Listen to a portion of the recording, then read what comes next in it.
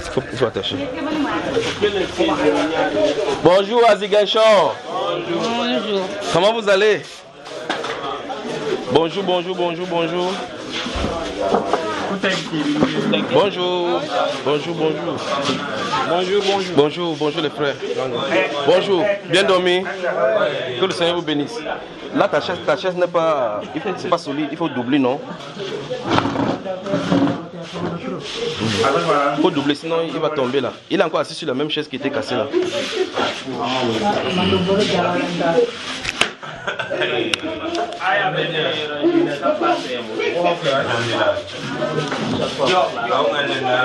Bonjour mon cher frère, ça va?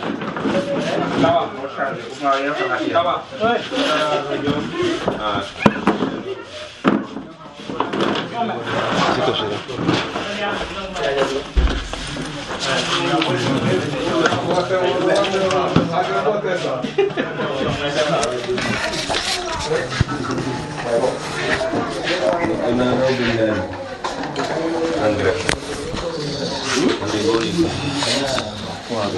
Alors tout le monde est déjà là, n'est-ce pas? On peut commencer rapidement parce qu'il veut vous garder pour longtemps aujourd'hui. Vous n'étiez pas fatigué hier, non?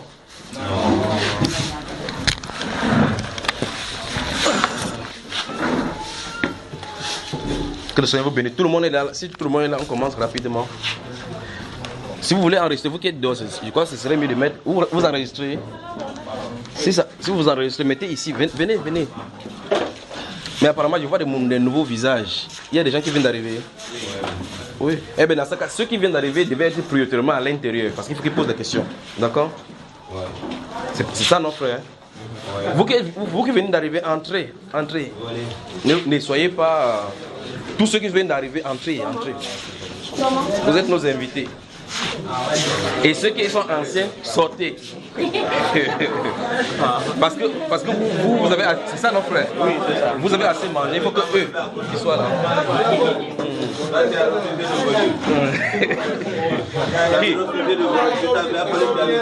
Oui, mais il est venu maintenant alors. Les anciens. Moi je ne sais pas ancien. Oui, mais quelqu'un peut s'asseoir sur ma place ici. Quelqu'un peut s'asseoir ici.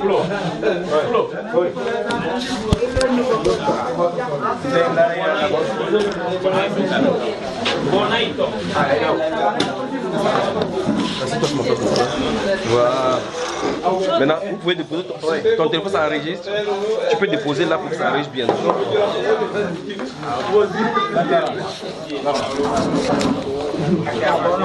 Il y a toujours, s'il y a des gens dehors qui étaient pas là, ils entrent. Ils s'asseyent. Bonjour. Va mon bien-aimé. Ça va? Comment? Il est quelle heure? Il est 10h. 10h. Minuit. Donc on commence, n'est-ce pas? Regardez celui-là.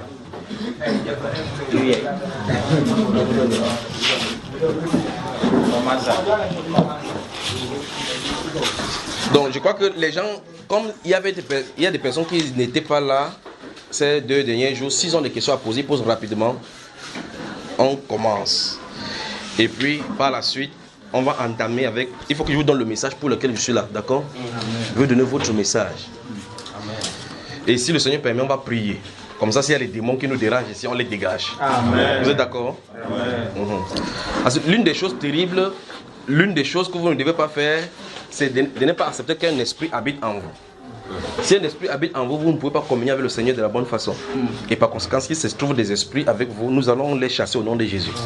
Comme ça, votre domaine spirituel sera clair maintenant à communier avec le Seigneur. Si le Seigneur permet donc. D'accord? Donc, après donc, je vais m'asseoir ici au couloir. Après qu'on ait fini, je vais m'asseoir au couloir et je vais vous accueillir un à un. D'accord? S'il y a des gens qui voudraient qu'on cause face à face par rapport à des sujets privés, je vais vous accueillir un à un jusqu'à la fin. D'accord? Ça dépend de vous. Si vous jugez qu'il n'y a rien à dire, on se salue seulement, on ne se sépare. Dès demain 8h, nous serons à l'aéroport pour rentrer sur Dakar et puis aller dans un autre endroit encore. Ok, donc je suis à votre service. Que Dieu vous bénisse. Inclinons nos têtes et prions. Tendre Père, nous sommes devant toi ce matin. Merci Père pour ce peuple des Ziguinchor. Merci pour cette grâce que tu nous as accordée encore cette journée. Merci Seigneur pour nos cœurs. Merci Père pour ceux qui sont venus au loin Ils sont venus nombreux. Pour ceux qui sont dehors, ceux qui sont encore à la cuisine, merci Père de gloire pour ces peuples qui sont venus nombreux pour t'écouter. Je prie au Dieu de gloire que tu combles les attentes des uns et des autres. Je prie que tu nous donnes ta parole et surtout que tu nous donnes de vivre ta parole telle que tu l'as donnée. Donne-nous, ô Dieu de gloire, de ne pas détourner de tes commandements, mais de marcher comme toi tu le veux et de diriger nos voies suivant le sentier que tu as tracé une fois pour toutes pour nous. Puisse ta parole, ô Dieu de gloire, demeurer en nous et sanctifier nos âmes. Donne-nous, ô Dieu de gloire, de marcher d'après elle, d'après tes instructions et de ne pas aller ni à gauche ni à droite. Je recommande ces pensées entre tes mains. Je recommande nos cœurs entre tes mains, nos vies entre tes mains. Tu connais les besoins des uns et des autres. Je prie que tu les combles au nom de Jésus-Christ de Nazareth. Nous recommandons cette journée entre tes mains et nous prions, Père, que toi-même tu te glorifies par le nom de Jésus-Christ de Nazareth. Amen. Que le Seigneur vous bénisse. Je suis à votre service, donc des questions. Vous qui venez d'arriver, si vous avez des questions posées, sentez-vous libre de poser toutes les questions. Toutes les questions. Bien évidemment, pas seulement ceux qui viennent d'arriver. Oui, mon cher. Okay. Moi, ma question, c'est sur les fêtes donc, qui se font, soi-disant des fêtes chrétiennes. Oui.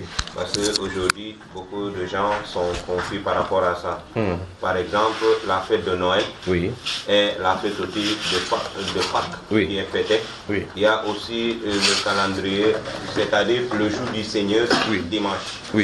Et qu'est-ce que vous en dites de toutes ces choses-là? Bon, commençons par le plus récent. Ouvrez Apocalypse chapitre 1.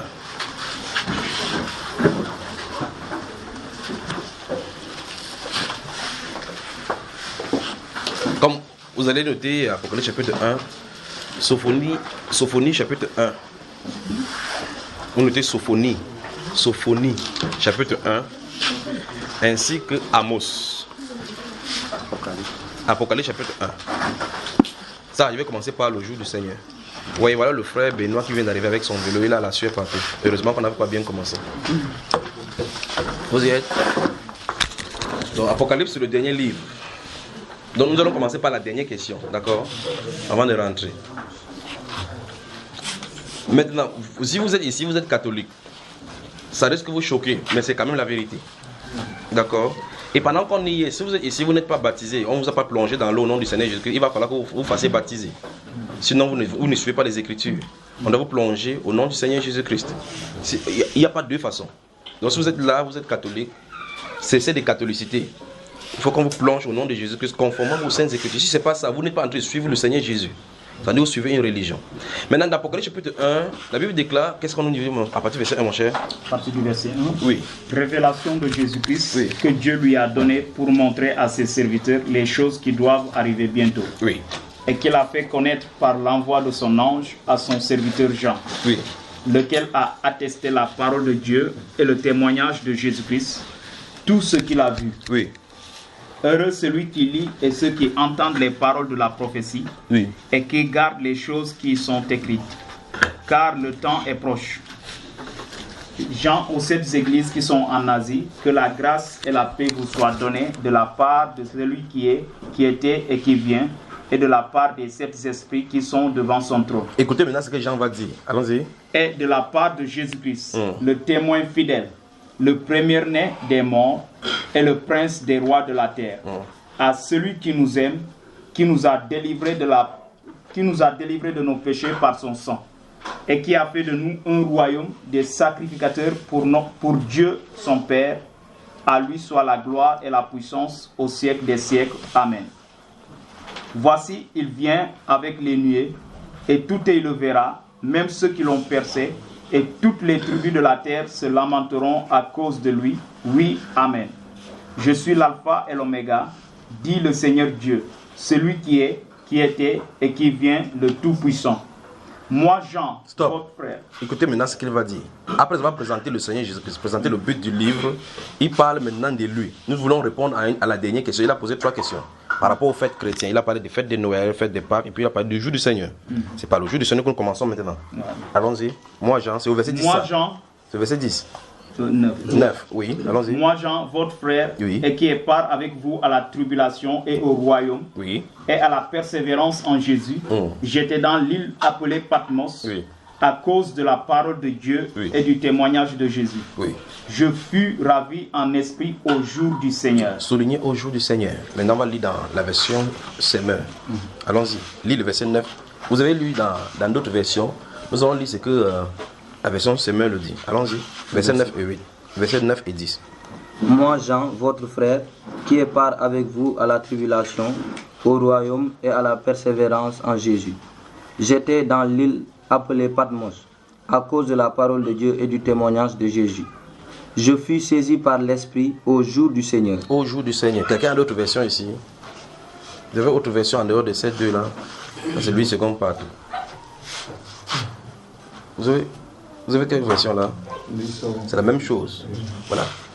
Vous avez David Matin ici hier. Osterval. Je peux l'amener. Si c'est pas loin, n'est-ce pas? Alors dans d'autres traductions, donc vous allez voir, on va écrire le jour du Seigneur. D'autres vont encore dire au jour dominical. Dominical d'où vient dimanche. D'accord? Je ne sais pas ce que la version Osterval dira. Mais maintenant ici on dit, Jean dit qu'il fut saisi en esprit et il a été transporté en esprit au jour du Seigneur. D'autres versions disent le jour du Seigneur, qu'il a été amené le jour du Seigneur. Qu'est-ce qu'il dit verset? C'est la version Osterval, n'est-ce pas? Ouais. C'est le verset 9. Oui. 10. Il dit, je fus ravi en esprit le jour du Seigneur. Vous avez vu le problème, n'est-ce pas? Vous avez vu? Il y a un problème là maintenant. Ici, il y a un problème. De l'autre côté, on dit, je fus ravi en esprit au jour du Seigneur. Donc, vous voyez que si vous commencez à lire la Bible, vous ne faites pas attention, vous risquerez d'avaler des choses qui ne sont pas vraies. Maintenant, d'après ce qu'on vient de lire dans la version Osterval, c'est l'événement s'est passé le jour du Seigneur. Vous voyez? Parce qu'il dit qu'il a été enlevé en esprit le jour du Seigneur.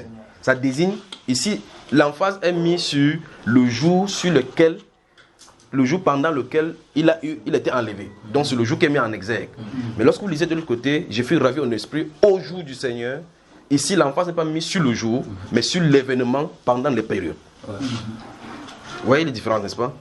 Maintenant, ceux-ci vont dire le jour du Seigneur. Et puis on va poser la question que c'était un jour dominical. Ça veut dire que d'après Osterval et les autres versions qui traduisent comme ça veut dire que Jean a eu la vision le dimanche. Et par conséquent, on pense donc que le jour du Seigneur, c'est dimanche. Maintenant, vous allez dans les Saintes Écritures, sans exception. Tous les passages qui parlent du jour du Seigneur parlent du jour du Seigneur comme étant le jour du jugement. Donc le jour du Seigneur n'est pas un jour hebdomadaire, donc lundi, mardi, c'est pas cela. Le jour du Seigneur désigne la période où Dieu manifeste son courroux pour le jugement de tout ce qui est écrit, d'après les sanctions sur la terre. Et donc maintenant, dans ce sens-là, on comprend pourquoi les autres versions ont traduit par au jour du Seigneur. Parce que les événements que Jean va voir dans l'Apocalypse ne se déroulent pas en un seul jour, c'est durant 2 années qu'il va avoir toutes ces visions-là. Donc les visions que vous voyez écrites dans l'Apocalypse chapitre 1 jusqu'au chapitre 22, ça ne s'est pas passé un seul jour le dimanche. Ça s'est passé pendant 2 jours que les visions lui sont données. Donc et les événements qu'il voit, c'est le jour du Seigneur. Je ne sais pas si vous comprenez. Alors, dans votre Bible, le jour du Seigneur représente la période où Dieu manifeste son courroux pour rendre à chacun selon son œuvre, si vous le voulez. Où Dieu entre en contestation avec les créatures. Ou mieux, il fait exercer ses jugements et ses vengeances. C'est ça le jour du Seigneur. Le jour du Seigneur ne désigne ni le dimanche, ni le samedi, ni un autre jour sur la terre. Par conséquent, quand les gens veulent esquiver, ils disent non, pour moi tous les jours c'est le jour du Seigneur. Vous ne pouvez pas désigner un jour le jour du Seigneur, parce que le Seigneur a désigné son jour comme un jour qui est mauvais. Vous y êtes? Ouais. Ouvrons le livre du prophète Joël.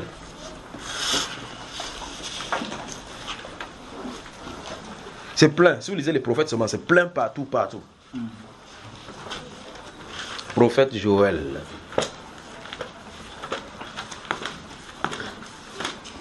Donc, je vais qu'on brosse rapidement, là, on continue. S'il y a d'autres questions, on continue.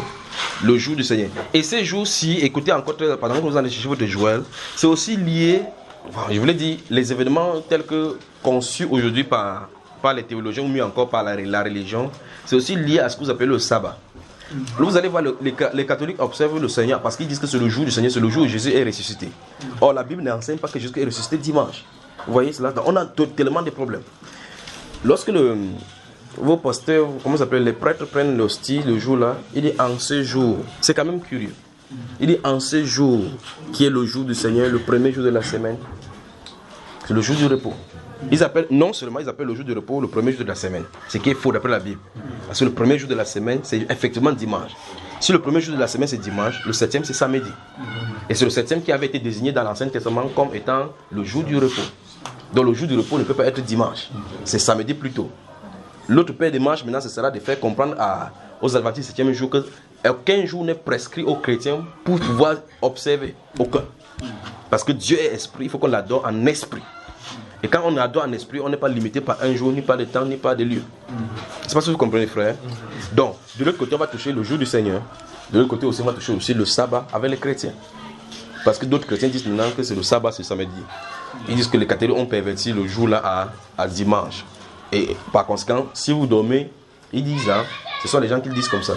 Si vous prenez les adventistes du 7e jour particulièrement, ils vont dire et démontrer preuve à l'appui en disant que dimanche, en anglais c'est Sunday, le jour du soleil.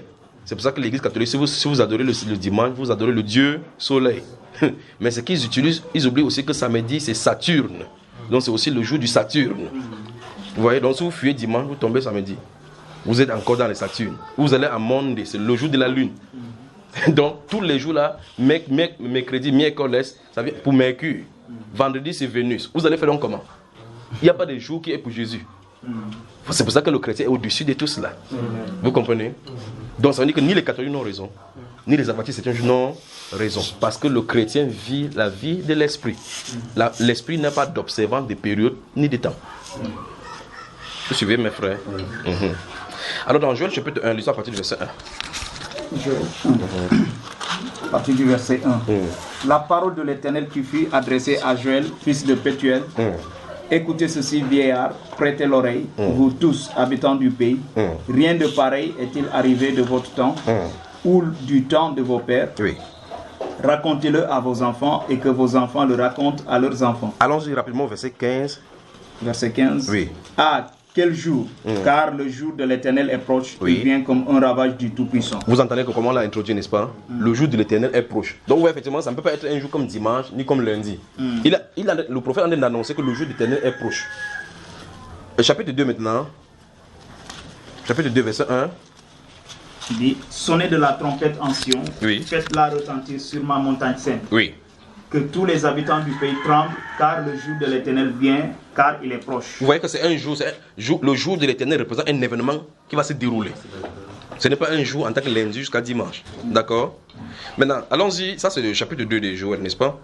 Lisons les versets 28, 29, 30 et 31. Versets 28, 29, 30 et 31.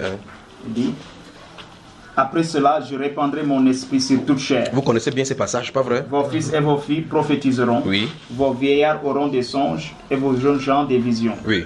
Même sur les serviteurs et sur les servantes. Oui. Dans ces jours-là, je répandrai mon esprit. Oui. Je ferai paraître des prodiges dans les cieux et sur la terre. Oui. Du sang, du feu et des colonnes de fumée. Oui. Le soleil se changera en ténèbres. Oui. Et la lune en sang. Oui. Avant l'arrivée du jour de l'Éternel. Vous entendez ça? Jour grand et terrible. Vous avez vu ça? Donc, voici les événements qui sont censés se dérouler avant l'arrivée du jour de l'Éternel. Il faut d'abord que les fils et les filles reçoivent le baptême du Saint-Esprit pour pouvoir parler au nom du Seigneur Jésus. En ce jour-là, le verset 31 dit, alors quiconque invoquera le nom de l'Éternel sera sauvé. Vous voyez que l'apôtre Pierre a réitéré ces mêmes passages-là dans deux Actes des Apôtres chapitre 2 à partir du verset 14, d'accord?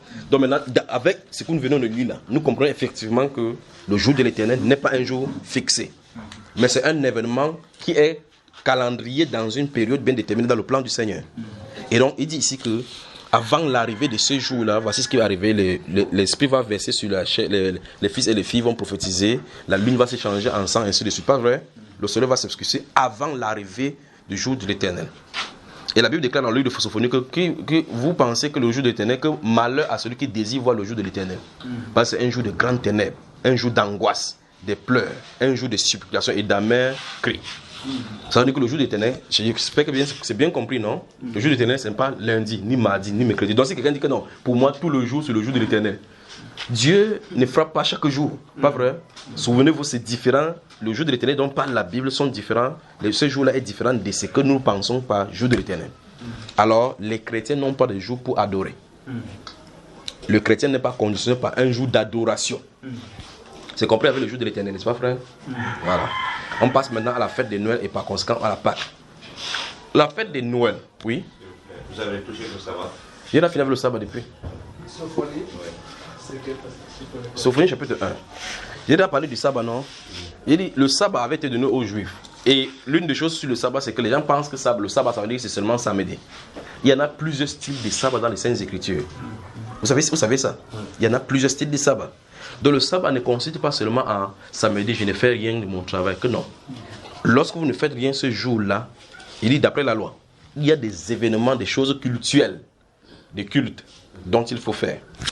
Maintenant, je ne sais pas dans quel quartier vous trouvez. Vous trouvez ici, c'est à Kenya. Comment? Lindia. Peut-être vous quittez ici à Lindia pour aller en bordure de là où il y a la plage là. Ça fait combien de kilomètres? À peu près 5 kilomètres. Supposons que quelqu'un qui décide que son assemblée, le 7e jour, se trouve là-bas. Donc, dès qu'il fait 7 km pour aller au culte le jour du sabbat, il vient de pécher d'après le sabbat. Parce que le sabbat, il y a 1 km maximum, 1 km 100 mètres, c'est le maximum à parcourir le jour du sabbat. C'est parce que si vous débordez des 0,5 mètres, vous venez de pécher. Vous voyez cela? Il y a des règles le jour du sabbat. Le jour du sabbat, il faut par exemple qu'il y ait des pains de proposition sur la table. Et il faut que pour qu'il y ait des pains de proposition, il faut qu'il y ait des chandeliers qui soient allumés le jour du sabbat. Les chrétiens ne sont pas assujettis par ces cultes donnés sous l'ancienne alliance. C'est ça que vous comprenez? Alors, le Christ Jésus est venu donc pour nous donner le sabbat. D'accord? Venez à moi, vous tous qui êtes fatigués, et je vous donnerai du Shabbat. Je vous donnerai du repos. Venez à moi, vous tous qui êtes fatigués et chargés, je vous donnerai du repos. Le sabbat donc symbolise l'entrée en matière de la vie de Dieu dans le croyant, afin que le croyant ne se tourne plus tout autour de la vanité. Parce que tout ce que nous faisons sur la terre, tout ce que vos efforts que vous faites, c'est vanité. Et donc Dieu avait promis qu'il va faire que l'homme se repose de ses œuvres. C'est-à-dire que la souffrance de la vanité va s'arrêter. Et par conséquent, Dieu nous a introduits dans son repos. Ce repos-là vient donc, c'est le symbole donc, du baptême du Saint-Esprit. Vous voyez cela? Donc, si on ne sait pas comment Dieu peut nous faire quitter d'un lieu pour le spirituel, on ne fait que revenir en arrière. Alors maintenant, ça veut dire concrètement ceci. Personne sur la terre, à l'instant où nous parlons, ne peut observer le sabbat comme la Bible le dit. C'est aussi clair que possible. Si vous voyez quelqu'un qui prêche qu'il faut observer le sabbat, il va concorder des versets bibliques avec ses pensées. Parce que le jour du sabbat, par exemple, on ne doit pas allumer la lumière. Vous savez ça? Le jour du sabbat, vous n'allez pas allumer le feu. C'est ce qui est écrit. Ça veut dire que votre nourriture doit se gâter, vous laissez gâter. Le jour du sabbat, si la poule sort de la maison, le chien de le poursuivre, vous ne pouvez pas arrêter ça. Le jour du sabbat, vous ne pouvez pas porter la cruche sur votre tête pour aller puiser de l'eau. Ouais, là on en est, frère. Et ça, oui. Je voulais poser une question. Oui. Voilà, c'est par rapport à la loi. Oui. À la loi. Oui. Parce que quand nous lisons les Écritures, on remarque qu'il y a 2 sortes de lois. Oui. Non, il n'y a pas seulement 2 sortes, il y a au moins 7. Oui. La loi que Dieu lui-même avait inscrite sur les tables. Oui. Sur les 2 tables. Oui. Qui était rentrée dans les 10 commandements. Oui, l'Arche d'Alliance. Oui. Et l'autre loi que Moïse avait écrite. Oui. Voilà, et on a vu que la loi que Moïse avait écrite n'était pas dans l'Arche d'Alliance, mais la loi que Dieu avait écrite était dans l'Arche d'Alliance. Oui. Voilà. Donc, et nous voyons que l'autre loi que Moïse avait écrite, c'était l'ombre de Christ. Tandis que l'autre, c'était Dieu lui-même qui l'avait écrit. Mais ça symbolise quoi? Est-ce que ça suppose que... non, attends doucement d'abord. Tu as dit qu'il y a 2 styles de loi. Ce qui a été mis dans l'ancienne alliance, dans la lâche. Celle-là, c'est les 2 tables sur lesquelles le doigt de Dieu avait écrit les commandements. Les 10 paroles, dit la Bible. Ça a été mis dans l'alliance, avec la verge d'Aaron et un peu de manne. Et l'autre que Moïse avait écrit dans les rouleaux, ça n'est pas entré dans l'alliance. Tu as dit, ce que Moïse a écrit, c'était l'ombre de Christ. Ce qui était dans la table, c'est quoi? Ce qui était dans la table de l'alliance, là, c'était quoi? C'était une sorte de loi morale. C'est pas la loi morale, c'est plutôt Christ lui-même là-bas. C'est Christ habitant dans la chair. C'est la prophétie même de Christ venait dans la chair. Hein, mon frère? Comment ça? Mais la parole s'est fait chair, non? L'âge de l'alliance symbolise quoi? La présence de Dieu. Donc Dieu lui-même, la parole viendrait avec toute sa présence. D'accord? Maintenant les cultes d'à côté, là, c'est pour symboliser ce qu'il est censé faire quand il va venir dans la chair. Maintenant, qu'est-ce que tu voulais aller par dire? Voici là où le frère veut nous amener. Il veut dire là, en réalité, que ce que Dieu lui-même a dit, parce que le 4e commandement, c'est dans cette lâche-là, est écrit du doigt de Dieu et sur le sabbat. N'est-ce pas, frère? Continue comme ça, allons-y. Voilà, maintenant, on voit qu'on observe presque tous les commandements, les 10 commandements. Oui. on les observe, mais pour le sabbat, il y a des... Comment tu fais la main comme ça? Parle. Il y a certains... On observe le sabbat, oui ou non? On observe. Il faut dire que... Donc tu veux nous dire que sur les 10 paroles, on observe 9, mais le sabbat là, on n'observe pas. Oui. Pour dire en réalité, comme Dieu a écrit, ça ne peut pas changer, c'est ça, n'est-ce pas? Oui. Ok, bah, toi tu veux observer? Non. Ah, donc tu veux désobéir? Non, je voulais avoir un éclaircissement. Bon, je pose la question. Si je montre maintenant qu'on observe le sabbat, tu vas observer? Si je suis convaincu. Après 7 ans, chaque fois, tu sais que tu es censé aller chez les Juifs au Jérusalem pour pouvoir faire la libération du sabbat. Tu sais ça, non? Non. Tu ne savais pas? Non. Donc, mais dans le livre des Actes des Apôtres, chapitre 1, la Bible déclare qu'il y avait la Juif en séjour, les Juifs qui étaient venus là-bas pour la 50e, pour la Pentecôte. Donc après, ça veut dire que c'est 49 sabbats, le 50e va être célébré là-bas. Donc chaque fois, tu vas aller à Jérusalem. C'est pour ça qu'il y a plusieurs styles de sabbat. Lequel tu dis qu'on doit observer? Ou même tu penses qu'on doit observer? Tout, ok. Tout, ça veut dire que quoi? Ça veut dire que tu dois aller. Si on prend ce sabbat là, parce que si tu commences pour les samedis, après 49 sabbats, tu dois rentrer, tu vas aller chez les Juifs. D'accord? Quand tu pars chez les Juifs, tu pars au temple. D'accord? Tu donnes ton offrande au sacrificateur. Il y a le temple à Jérusalem. Il y a le temple, maintenant, alors on parle, il y a le temple à Jérusalem. Il y a les sacrificateurs. Il y a les Lévites. Donc même si tu faisais l'effort, tu voyageais, tu allais là-bas, la seule chose que tu peux faire, c'est aller au temple musulman qui est là-bas. Les musulmans vont te prendre ça, ils vont te chasser, pas vrai? Donc tu vois, mon frère. Mais maintenant, que représentent les deux tables? Non, je t'ai dit ce que ça représente. La question, il fallait comprendre donc, c'est à quoi le sabbat est énoncé. Pourquoi Dieu l'a fait cesser et comment ça va revenir sur la surface. D'accord? C'est là maintenant la chose. Il faut donc comprendre ce que Dieu dit pour Israël. Ce qu'il dit aux païens et ce qu'il va faire avec Israël au millénium. D'accord? Parce que quand le temple sera bâti à Jérusalem, la loi sera encore réinstaurée. D'accord, mon cher frère? Alors maintenant, je pose la question. Jésus-Christ, notre Seigneur, est le modèle exemplaire de l'obéissance. Pas vrai? Oui. A-t-il observé le sabbat? Non. Donc, c'est un garçon désobéissant. Non, dis à haute voix, Jésus est désobéissant? Non. Il a observé le sabbat? Non. Il a désobéi? Non. Il a fait quoi donc? Il était le maître du sabbat. Ça c'est clair, mais il a obéi ou il n'a pas obéi? Il a peur de blasphémer contre Jésus. Il a peur de blasphémer contre Jésus. Jésus, notre Seigneur, a deux accusations principales des Juifs pour lesquels on voulait le tuer. Un, il n'observe point le sabbat. Oui ou non? Oui. Donc Jésus, sur cette base-là, n'observait pas le sabbat. Pas vrai? Si. Deuxième chose, c'est qu'il se faisait lui-même Dieu. Voilà les deux principales accusations qu'on lui a accordées. Mais je pose la question, est-ce que Jésus observe le sabbat? Tu dis non. Il n'observe pas le sabbat. Oui. Il n'observe pas le sabbat. Il n'observe pas. Oui, par conséquent, il était désobéissant. Parce que la Bible déclare que tu dois te reposer de tes œuvres le 7e jour. Il attendait seulement les jours du sabbat pour pouvoir guérir, pas vrai? Son œuvre, c'est qu'il est censé faire l'œuvre de son Père. Et le jour de l'œuvre de son Père, il devait s'arrêter parce que la loi de Dieu dit que tu dois t'arrêter. Qu'est-ce que tu as dit? Donc Jésus n'observait pas le sabbat, non? Non. Bon, ça veut dire qu'on peut limiter, pas vrai?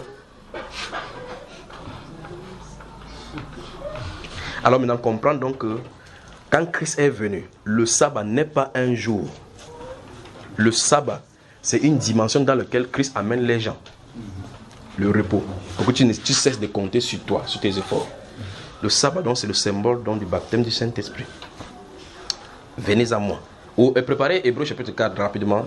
Maintenant, pourquoi il disait que prier que le jour de l'enlèvement ne vous trouve un jour de sabbat? Voilà, on va lire ça maintenant. C'est dans le livre de Matthieu chapitre 24. Ouvrez Hébreux chapitre 4.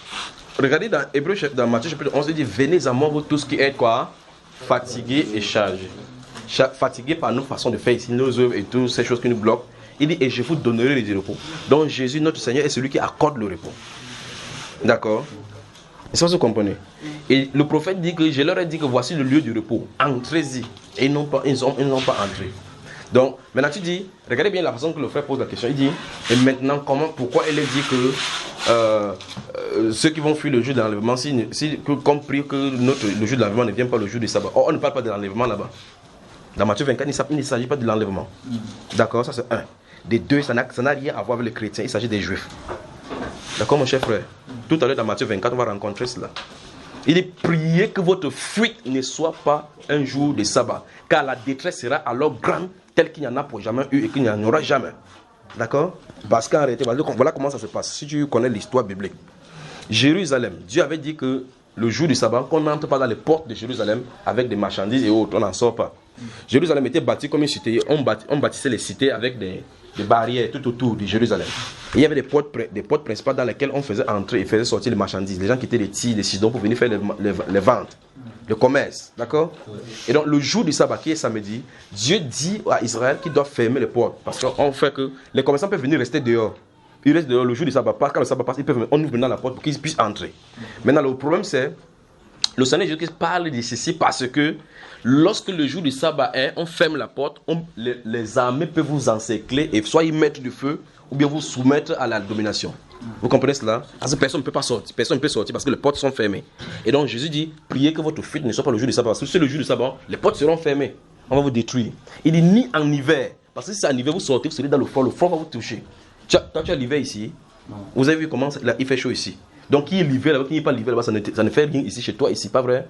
Parce qu'eux, ils ont l'hiver là-bas. En hiver, si quelqu'un sort en fuyant parce qu'il y a des problèmes, c'est le froid qui va le toucher dehors. Pas vraiment cher. C'est ça dont Jésus en a parlé, ça ne te concerne pas. D'accord? Et quand il a dit que celui qui sera en Judée, il y a Judée ici à Ziguinchor. Hein mon frère? Non. Hébreux chapitre 4, à partir du verset 1. Hébreux 4, à partir du verset 1. Craignons donc, tandis que la promesse d'entrer dans son repos subsiste encore. Oui. Qu'aucun de vous ne paraisse être venu trop tard. Donc, voyez, on a parlé aux chrétiens ici en disant qu'ils craignent tandis que. Bon, c'est l'épître aux Hébreux. Ils craignent donc tandis que la promesse d'entrer dans le repos. Le repos subsiste encore. Allons-y, frère. Car cette bonne nouvelle nous a été annoncée aussi bien qu'à eux. À eux. Eux, si, se désigne ceux de l'ancienne alliance. Continuons. Mais la parole qui leur fut annoncée ne leur servit de rien. Oui. Parce qu'elle ne trouva pas de la foi chez ceux qui l'entendirent. Pour nous qui avons cru, nous entrons dans le repos. Stop. Vous avez vu ça? Pour nous qui avons cru. Donc si quelqu'un veut observer le sabbat, il est sous la loi. Pour nous qui avons cru, nous entrons dans le repos. C'est impossible parce que le repos n'est pas un jour. C'était, quand vous lisez dans Hébreux chapitre 10 verset 1 que l'ancienne alliance qui possède de l'ombre à venir et non l'exact représentant de la chose. Donc quand tu vois n'importe quoi dans l'ancienne alliance, il y a sa représentation. D'accord? Ok, mais la représentation de la sabbat c'est quoi? Il dit quand nous croyons maintenant, nous entrons dans le repos. D'accord? Continuons mon frère, c'est pas fini. Car c'est là lui ça, oui. Ouais. Pour nous qui avons cru, nous entrons dans le repos selon qu'il dit, je jurai dans ma colère, ils n'entreront pas dans mon repos. Maintenant pour être clair, l'apôtre Paul met ici clairement pour montrer qu'il est en train de parler de sabbat. Parce que repos en hébreu c'est Shabbat. D'accord, quand on parle de repos ça veut dire Shabbat. Continuons. Il dit cela, quoique ses œuvres eussent été achevées depuis la création du monde. Oui. Car il a parlé quelque part ainsi du 7e jour. Oui. Et Dieu se reposa de toutes ses œuvres le 7e jour. Donc nous voyons clairement qu'il n'en est pas de ce 7e jour dont on parle, n'est-ce pas? Allons-y. Et ici encore, ils n'entreront pas dans mon repos. Oui. Or, puisqu'il est encore réservé à quelques-uns d'y entrer, et que ceux à qui d'abord la promesse a été faite n'y sont pas entrés à cause de leur désobéissance, oui. Dieu fixe de nouveau un jour aujourd'hui en disant dans David si longtemps après, comme il est dit plus haut, aujourd'hui si vous entendez sa voix, n'endurcissez pas vos cœurs. Amen. Donc vous voyez effectivement, d'après ce que l'apôtre André dit ici, les gens qui observaient le sabbat physique ne sont pas entrés dans le repos que Dieu leur a donné. Vous voyez cela? Il dit qu'il parle encore, il fixe encore de nouveau le jour du repos en disant longtemps. Après avoir dit ils n'entreront pas dans mon repos, il dit à David, aujourd'hui si vous entendez sa voix, n'endurcissez pas vos cœurs. Donc c'est l'endurcissement qui peut faire que quelqu'un n'entre pas dans le sabbat.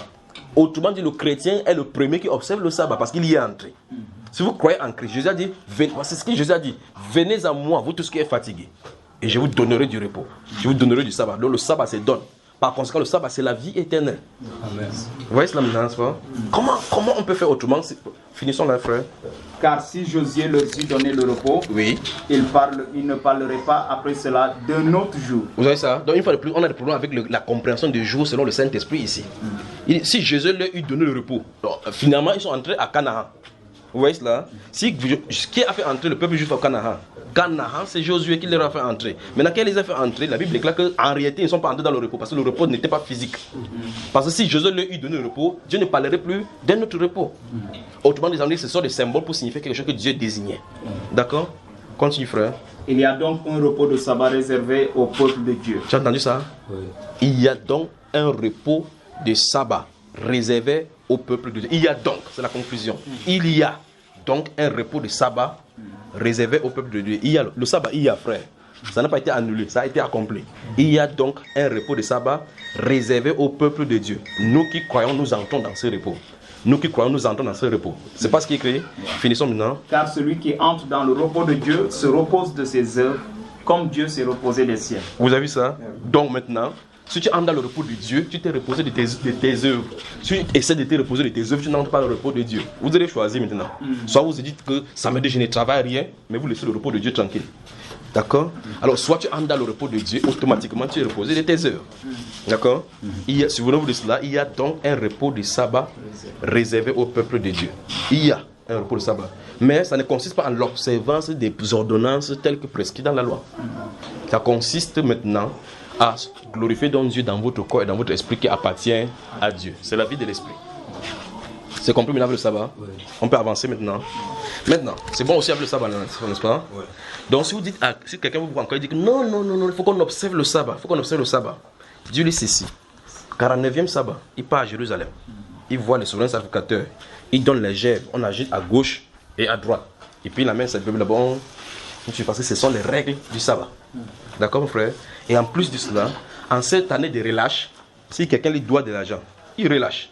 Si quelqu'un était serviteur dans la maison, tu la laisses libre. Si quelqu'un te devait de l'argent, en ce moment-là, tu ne réclames rien. C'est les règles du sabbat. D'accord? Voilà. Et en cette année également, là, s'il y a la terre, vous cultivez la terre, comme vous avez le maïs ici avec vous appelez le riz et les arachides. En cette année-là, vous ne touchez pas la terre. Il faut que la terre se repose aussi de ces sabbats. Vous savez ça, n'est-ce pas? Donc ne partez pas au champ, vous ne prenez pas un seul grain d'arachide. Vous laissez ça là-bas pour les pauvres, que les gens puissent faire cultiver. J'imagine que vous entendez ça la prochaine fois, vous n'allez plus jamais aller faire le sabbat.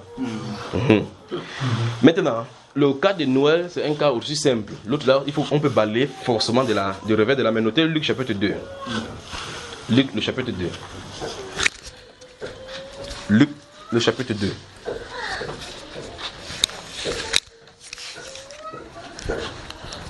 Vous êtes dans Luc chapitre 2.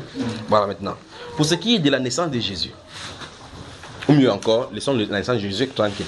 Pour ce qui est de la fête de Noël, un bon sens dans les Écritures, en lisant l'encyclopédie américaine ou bien l'encyclopédie catholique concernant Noël, vous lisez dans la rubrique, si vous lisez l'encyclopédie catholique, vous lisez dans la rubrique Noël, les catholiques eux-mêmes disent que Noël était une fête avant chrétienne, pré-chrétienne, qui était fêtée en Égypte. Ça veut dire que 3000 ans avant que Jésus ne vienne sur la terre, on fêtait la fête des Saturnales. Vous voyez cela? Ça veut dire que ça se fêtait déjà. Maintenant, la transmutation avec l'Église catholique qui est venue, je crois qu'hier nous avons parlé de l'essai que Constantin a fait en mélangeant ces cultes là-bas. Constantin, les dieux qu'il servait, le dieu soleil, c'est pour ça que vous voyez tous les images, les icônes à l'Église catholique ont toujours ces trucs ronds là au-dessus de la tête. Et ils servent le soleil. Pendant qu'ils servent le soleil pour présider au jour, l'islam serve la lune pour présider à la nuit. C'est les deux grands luminaires, d'accord? Les deux grandes perversités de la terre. Maintenant, le 25 décembre a été récupéré pour signifier la naissance de Christ parce que la Bible appelle Jésus le soleil de justice. Or, ils savaient le Dieu soleil. Ça n'a pas été difficile pour eux de coller les images. Si quelqu'un donc célèbre, il a de célébrer non pas Jésus-Christ de Nazareth, mais le Dieu soleil, le Dieu Apollon. Donc, quand tu dis à quelqu'un joyeuse Noël, tu dis que joyeuse fête de Dieu soleil. Si tu dis qu'il faut qu'il porte mon habit le jour de Noël, tu portes l'habit en l'honneur du Dieu soleil. Pointe quelqu'un. Dis cesse d'être païen. Arrête les fêtes païens. Voilà. Il y a des choses qui m'étonnent. Franchement, il y a des choses qui m'étonnent quand je me mets à genoux, je lis les Écritures. Ça m'étonne. Ça m'étonne, c'est pas l'Écriture qui m'étonne, c'est le comportement des gens vis-à-vis de l'Écriture. Jésus est sur la terre, il naît. Il a 1 an, 2 ans, 3 ans, 4 ans. Lui-même ne célèbre pas son anniversaire. Il quitte la scène. Ses apôtres ne célèbrent pas son anniversaire. C'est confiné là. Nulle trace. Et puis, à 3 siècles après, donc plus de 300 ans, quelqu'un vient dire qu'on va fêter l'anniversaire de Jésus. Et on fête, et tout le monde entier accepte. C'est même Jésus là qui prêche, repentez-vous, et le monde le rejette. Il dit, il est né le petit enfant. Bon, il est né pour faire quoi? Pour sauver les gens des péchés, non? Le même jour là de sa naissance, prêche que Jésus est mort pour toi pour le péché. On ne va pas te chasser. Donc les gens qui chassent, qui ne veulent pas de Jésus, veulent quand même sa fête. Ce n'est pas un paradoxe. Et ce jour là, c'est tout sauf sa fête à lui, même si c'était sa fête. Pas vrai? Parce que le lendemain du jour, là, imaginez un style de fête que sur toute la terre, même en Chine qui servent le dragon, même en pays musulman, on respecte cette fête-là. Vous devez vous poser la question si c'est vraiment Jésus dont la Bible parle qu'il n'est pas de ce monde-ci. Ce royaume n'est pas de ce monde-ci. Vous devez vous poser des questions. Alors mon étonnement vient du fait que quand je me prosterne, je vois que l'écriture est donnée. Il n'y a pas une seule trace de ces choses et les gens font sans se poser des questions. Donc maintenant, désormais, ouvrez Hébreux chapitre Actes des Apôtres chapitre 20. Actes des Apôtres chapitre 20. Que Dieu vous bénisse, que Dieu vous bénisse. J'espère que vous êtes arrangé à manger chez vous avant de venir, parce que vous savez donc ce que vous faites encore aujourd'hui. Donc, toi, tu as mangé avant de venir. Hein? Ouais, le frère, il a chargé son ventre avant de venir. Il a dit, hier, là, il a attendu jusqu'à 17h qu'il a mangé. Mais là, vous voyez que vous êtes bien senti hier, non? Alors, Actes des Apôtres chapitre 20, qui va nous lire à partir du verset 28. C'est seulement le frère là qui lit. Je ne sais pas si d'autres personnes aussi lisent. Toi, tu peux lire, mon cher. Prends à partir du verset 28. Actes chapitre 20, verset 8. Verset 28, à partir de là, oui. Prenez donc garde à vous-même et à tout le troupeau sur lequel le Saint-Esprit vous a établi évêque, pour prêtre l'église du Seigneur qu'il s'est acquise par son propre sang. Je sais qu'il s'introduira parmi vous, après mon départ, des loups cruels qui n'épargneront pas le troupeau. Vous entendez ce que l'apôtre Paul dit? Continue. Et qu'il s'élèvera du milieu de vous des hommes qui enseigneront des choses pernicieuses pour entraîner les disciples après eux. Ça va. Vous avez entendu ça? Vous avez entendu? L'apôtre Paul, quand il s'est tenu là, il a vu ce qui venait à l'horizon. Il a appelé les anciens d'église, les dirigeants. Il a dit, prenez garde sur tout le troupeau sur lequel le Saint-Esprit vous a établi évêque pour perdre l'église de Dieu. Il dit, je sais qu'après mon départ, ils s'introduiront au milieu de vous les gens, les loups cruels qui n'épargneront pas le troupeau. Et qu'il s'élèvera du milieu de vous, donc du milieu chrétien. Il y a des gens qui vont être suscités et qui vont enseigner des choses pernicieuses pour entraîner les disciples avec eux. Vous voyez cela? Continue, c'est pas fini là. Veillez donc, vous souvenant que durant 3 années, je n'ai cessé nuit et jour d'exhorter avec larmes chacun de vous. Et maintenant, je vous recommande à Dieu et à la parole de sa grâce, à celui qui peut édifier et donner l'héritage avec tous les sanctifiés.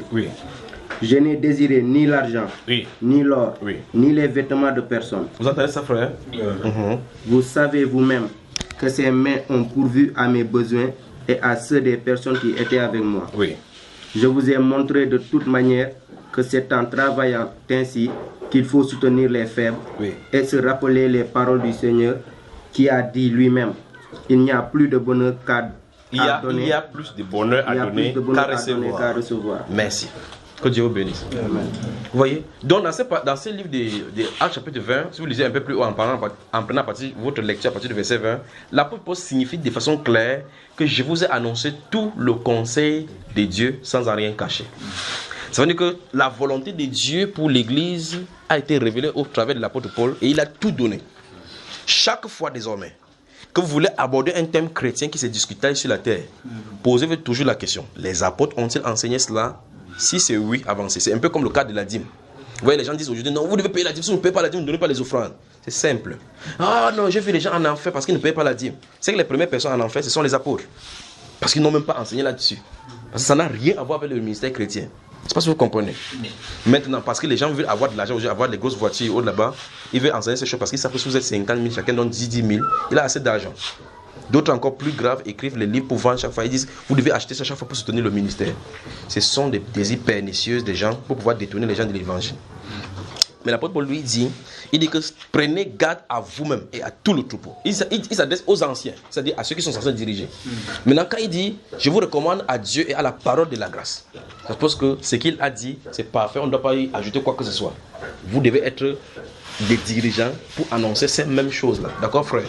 Maintenant, voici la chose. Il a prophétisé que des gens devraient venir pour déchirer les brebis. Les gens devaient venir enseigner des choses pour entraîner les gens. Le cas de Noël, c'est un cas typique de cela. Vous allez beau dire, même chez les pentecôtistes, même chez les évangéliques, que Noël n'est pas biblique. Il dit que oui, c'est vrai que ce n'est pas biblique, mais on fait comme ça pour honorer Dieu. Nous ne voulons pas célébrer comme les catholiques le font. Nous voulons faire pour nous en célébrant Jésus. Dès le départ, il c'est le Dieu soleil. Il a été possédé. Vous comprenez cela? Parce que c'est une fête païenne. Si c'est une fête païenne, vous ne pouvez pas prendre quelque chose qui est du païen, vous venez chez Dieu avec. Ça ne peut pas marcher. Vous ne pouvez pas amener au saint temple de Dieu le feu étranger. Ça va être le feu de la lampe qui doit être allumé. Vous me suivez, frère? Donc Noël est une fête étrangère. Tout comme les Pâques des catholiques, c'est une fête étrangère. Vous devez mettre tout ça. Comment? 31 décembre. 31 décembre, c'est quoi, frère, encore? C'est quoi? La fête de Noël. La fête des Nouvel an. Quelle nouvelle an encore, frère? 31 décembre, 1er janvier. Premier. La nuit du 31 décembre, 1er janvier. Ok, donc quand on quitte le 31 décembre, on tombe au 1er janvier, c'est une nouvelle année. Ok. Ok. Premier mois, c'est? C'est-à-dire Janus, n'est-ce pas? Le dieu des portes. Continuons. Deuxième mois, février. Troisième mois, quatrième, cinquième, sixième. Combien, quoi? Juin. Septième, juillet. Huitième, neuvième. Quoi? Septembre veut dire quoi? Septembre veut dire quoi? Ça veut dire? On continue seulement comme ça. Donc, nous sommes à combien là? Mais vous entendez quoi? Ok. Continuons. Octobre. Dans octobre, vous entendez quoi? On continue seulement. Vous allez vous embrouiller sur la terre. On continue. Novembre, vous entendez quoi? Nous sommes à combien là? Décembre. Combien? Décembre. Il y a? Non. Il y a 12. 12. Et 12, ça se trouve maintenant? Donc 12, ça c'est 12e mois. Mais nous entendons 9. Et nous entendons là 10. Alors, votre première année là, c'est à quel niveau? Donnez-moi alors comment vous faites pour trouver la nouvelle année. Exode. Ouvrez Exode. Ouais, les problèmes qu'on en a, non? Donc pendant que vous faites votre nouvelle année, Dieu ne connaît pas ça. Dieu ne connaît pas votre nouvelle année, que la fête de nouvelle année. Tu fais quoi sur la nouvelle année? Et par conséquent, les pentécostales, on fait maintenant que c'est la nuit de la traversée. C'est ça, n'est-ce pas? Vous traversez pour aller où? Exode chapitre 1, ouvrez. Chapitre 12, pardon.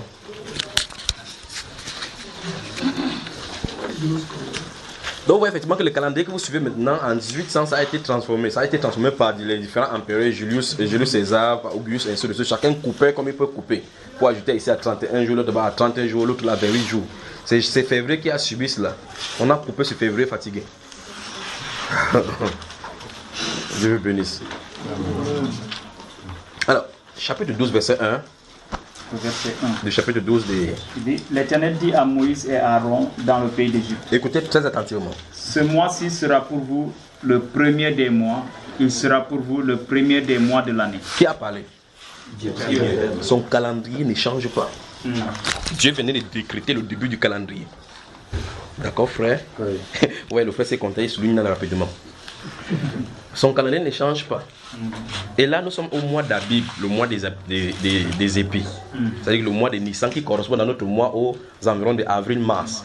Et maintenant, si vous prenez mars maintenant comme le premier mois, vous allez voir maintenant que quand vous allez arriver à septembre, octobre, décembre, vous allez voir que ça va correspondre. Vous voyez cela, n'est-ce pas?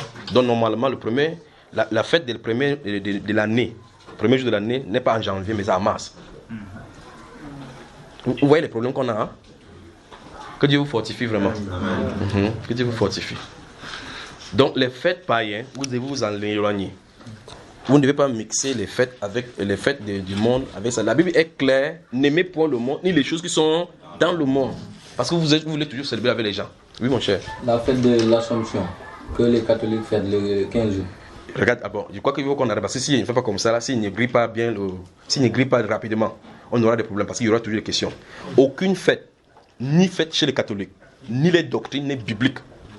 Donc tout ce que l'église catholique célèbre vient du diable. Et quoi, c'est mieux de dire comme ça, pas vrai frère? C'est pas trop virulent, mais c'est la vérité. Encore, je recommence encore. Toutes les fêtes catholiques, sans exception, y compris les doctrines, viennent du diable et non de la Bible. Comme ça, tu pourras citer n'importe comment. Tu entends directement que ça vient du diable, n'importe quoi tu veux, ça vient du diable. D'accord? Je crois que c'est clair, n'est-ce pas? C'est choquant. Si vous êtes catholique ici, bienvenue. Mais c'est quand même la vérité. Si vous aimez les catholiques, ça vous fait mal, c'est quand même la vérité. Tout ce que votre pape se lève depuis, enfin, hier on a vu comment on ne doit pas prier avec, les hommes ne doivent pas prier avec les choses sur la tête. Ils ont décidé de façon libérale de désobéir à Christ. Vous Voilà. Autre chose, tu as encore quelque chose? Vous avez encore quelque chose à demander? Oui, mon cher. Sur la tabaski?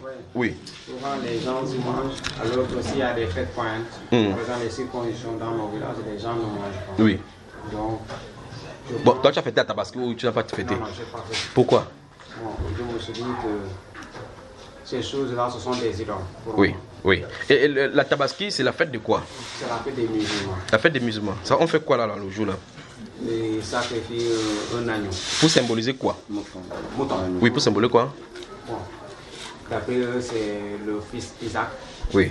L'autre là devient Ismaël. Voilà.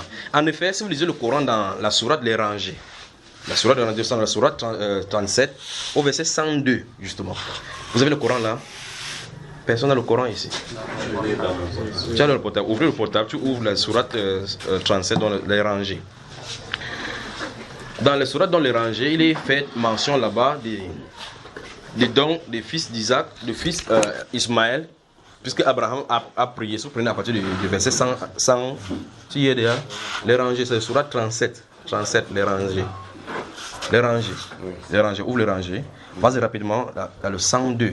Écoutez, dans cette sourate 37, le verset 102, il est question d'Ismaël. Je vais aller à la tabaski là, directement. Allons-y, 102, rapidement, mon frère, tu n'as pas retrouvé? 102, lis, allons-y. Puis quand celui-ci fit en âge de l'accompagner, Abraham dit, ô mon fils, je me vois en songe en train de t'immoler. Oui. Vois donc ce que tu en penses. Ismaël dit, ô mon cher père, fais ce qui t'est commandé. Ce qui t'est commandé. Oui. Tu me trouveras parmi, s'il plaît à Allah, du nombre des endurants. Que le Seigneur te bénisse. Dépose. Alors, d'après ces sourates-ci, d'après le verset 102 de ces sourates 37, vous notez aussi ça pour aller chercher. Alors, c'est ici donc qu'est basé, dans ces sourates, c'est qu'est basé la fête de la tabaski. Mais vous prenez le livre de Genèse au chapitre 22. Vous prenez dans Genèse chapitre 22, il est question clairement. Lorsque, à partir du verset 1, la Bible déclare, après ces choses, l'Éternel mit Abraham à l'épreuve en lui disant, prends ton fils, ton unique, celui que tu aimes, Isaac, et va-t'en au pays de Moria, sur l'une des montagnes, et donne-le en sacrifice sur cette montagne où je vais te montrer. Pas vrai, frère? Donc, de façon spécifique, de façon claire, dans le livre de Béréchit, il est question d'Isaac. Ici, il est question d'Ismaël. Donc, toute la fête de tabaski est basée sur le mensonge et l'usurpation. Vous voyez? C'est un peu comme l'église catholique. L'église est bâtie sur Jésus, sur Pierre, comme on a vu la dernière fois. Donc, l'église catholique est bâtie sur le mensonge. Et donc, la fête de la tabaski est bâtie donc sur l'usurpation et le mensonge. Parce que Isaac symbolise le fils promis, Christ Jésus, qui est censé venir mourir innocemment, donné en sacrifice par son propre père pour le rachat. Pas vrai? Ismaël ne symbolise rien du tout. En effet, le Coran le place au rang des prophètes, pourtant la Bible ne le place pas au rang des prophètes. Ismaël n'a jamais appelé dans la Bible comme prophète, il ne fait pas partie de la lignée des prophètes, pas vrai? Mais le Coran tente multiples faces pour pouvoir le mettre dans les rangs des prophètes. Dieu ne l'a jamais appelé comme prophète. Vous voyez ça, frère? Mais quand Dieu va parler à Abraham, quand Dieu va donner la promesse à Abraham, si vous lisez à partir du chapitre 16 et chapitre 17 principalement de Genèse, quand Dieu parle à Abraham, il dit que je viendrai cette année-ci et Abraham aura je te multiplierai au grand nombre. Abraham dit à Dieu, oh Seigneur, qu'Ismaël vive devant ta face. Vous voyez ce qu'il dit? Abraham a douté parce qu'il savait que il est à l'âge de 99 ans, Sarah à 90 ans, il dit, peut-être Dieu a fait l'erreur parce qu'à cet instant, Ismaël naît. Ismaël avait 13 ans lorsque c'est arrivé. Et puis il lui dit qu'Ismaël vive devant ta face. Dieu lui dit que certainement Sarah, ton fils, ta femme t'enfantera un fils. À cet instant, Dieu a changé le nom de Sarah, changé le nom d'Abraham pour lui donner une nouvelle destinée. Donc l'être à l'intérieur avait été recréé. Maintenant, quand Abraham dit à Dieu, il dit qu'Ismaël vive devant ta face. Vous voyez ce que Dieu lui dit? Dieu lui dit que certainement, parce qu'il comprend qu'Abraham est en train de douter. Il croyait que Dieu est en train de parler de sa descendance qui est Ismaël. Dieu lui dit que non, certainement. Sarah, ta femme te donnera un fils. Et c'est par lui que je vais, où est-ce là, dont la postérité elle sort de la lignée d'Isaac. Maintenant, plus tard, il dit, mais pour ce qui est d'Ismaël, j'étais exaucé à cause d'Ismaël. Je le multiplierai, il y a des rois qui sortiront de lui, mais il n'y a aucune promesse d'alliance avec lui. Le Coran, c'est une tentative d'usurpation des choses bibliques. D'accord? Donc si tu fais de là-bas, tu es en train de manger l'usurpation. D'accord, mon cher frère? Voilà. Que Dieu vous bénisse. Des questions? Oui. Ismaël, les Arabes sont de quelle lignée? De quelle lignée? D'Ismaël. Regarde, c'est complexe. Parce que si vous prenez le cas, le peuple juif particulièrement, vous allez voir que c'est complexe également. Si vous prenez dans ce livre de Genèse, chapitre 16 et chapitre 22 particulièrement, vous allez voir effectivement que de lui sont sortis 12 princes. D'accord? Vous allez commencer à voir dans la Bible, on parle de Doman. On va parler de Bazan. D'accord, frère? Mais ça veut dire que ce sont les ramifications pour donner les différents peuples. Ils vont aller peupler la Philistine. La Philistine. D'autres vont aller peupler les Toubal. D'accord? Vous ne pouvez pas dire de façon spécifique. Enfin, il n'y a aucune relation entre Mohammed lui-même et Ismaël. Ce sont des usurpations. Si vous voulez demander à un musulman que montre-moi que Ismaël est issu, que Mohammed est issu d'Ismaël, il ne mettra pas. Mais maintenant, avec la Bible, on peut mettre depuis Abraham jusqu'à Jésus. Pas vrai, frère? En passant par Isaac. Dites la même chose pour eux, un Ismaélite. Dites la même chose pour un. Si vous voyez un musulman, dites que je ne veux pas deux choses. Faites-moi la généalogie depuis Ismaël jusqu'à Mohammed. Il ne pourra pas établir. Ce sont des voleurs. Des questions? C'est bien comme vous avez le Coran, ça se passe ici. Il faut vérifier que. Oui, mon cher. Oui, d'abord qui parle? Oui. Moi je voudrais savoir, parce qu'il y a des chrétiens qui donnent à leurs enfants des cadeaux de Noël. Oui. Puisque Noël est une fête. C'est automatique, ça veut dire que tu donnes un cadeau de Noël, ça veut dire qu'il te souhaite, ces cadeaux, si tu te donnes ça en vertu, on célèbre le Dieu Soleil. Posez des questions. Car après que vous avez entendu comme ça, vous n'avez plus de choix. Dieu a les yeux sur vous maintenant. Donc même si vous fuyez le frère Diata ici, vous allez partout là, il vous appelle le 25 décembre, venez, on peut dire non, je suis en train de, alors que vous êtes en train de fêter. Dieu vous voit. Oui. Est-ce que le chrétien doit-il manger le riz préparé pendant la fête ou bien certaines fêtes? Est-ce qu'il doit manger? Supposons que nous sommes le 25 décembre aujourd'hui. Supposons. La maman de la maison prépare. On va manger ou on ne va pas manger? On va manger. Mais si c'est demain, il a un peu, on va manger ou pas manger? Quel est le problème avec la nourriture? Le fait que, par exemple, il y a des voisins, oui. Ils vous servent. Si c'est la nourriture maintenant, est-ce que le lendemain il servent la nourriture, il vous sert la nourriture? Avant, hier, il vous a servi la nourriture. S'il attend ces jours-là pour servir la nourriture, c'est qu'il va dire que mon frère, célébrons ensemble la fête de Dieu, soleil. Là, je ne prends pas l'autre là. D'accord? Il dit que garde, demain tu me donnes. Parce que le 26, ce n'est pas le Dieu soleil. D'accord? Posez des questions. Vous êtes les fêtards ici, non? Ok.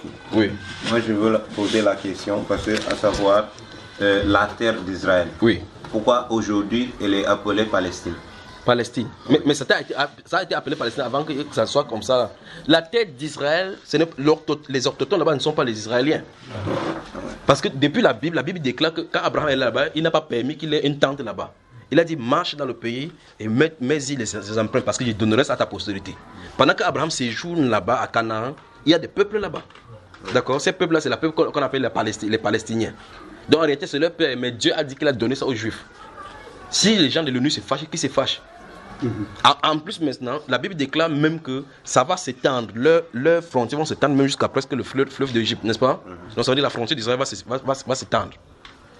Mais est-ce que dans la Bible, le nom Palestine est là-bas? C'est toi qui avais posé la question le premier jour de la Palestine, c'est ça, n'est-ce pas? Oui, c'est moi. Ok, tu as déchiré ça, n'est-ce pas? Ça te dirait encore comment? Non, parce que la terre, comme moi j'ai vu là-bas, oui. Moi j'ai vu le nom de Canaan. Oui. Et puis par après, j'ai vu les fils de Canaan. Tu as vu la Syrie? La Syrie. Oui. Oui. La Syrie, c'est quel pays aujourd'hui? Damas. C'est Damas. Mais il y a le Liban dans la Bible, non? Je n'ai pas dit la Syrie. Il y a la Syrie, A-S-S. Pas la, L-A et-S-I de ce côté-ci, d'accord? Il dit la Syrie. Tu l'as vu? Ouvre Michée, il va te poser une question. Le livre du prophète Michée.